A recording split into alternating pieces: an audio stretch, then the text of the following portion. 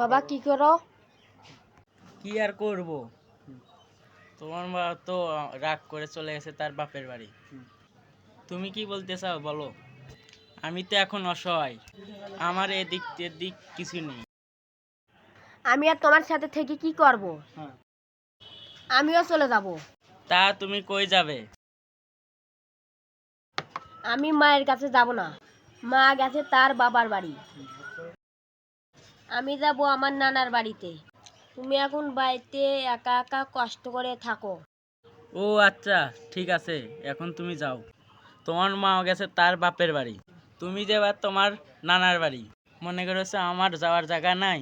আমারও যাওয়ার জায়গা আছে। তোমরা যেখানে যাবে আমি সেখানে যাব না, আমি যাব আমার শ্বশুর বাড়িতে।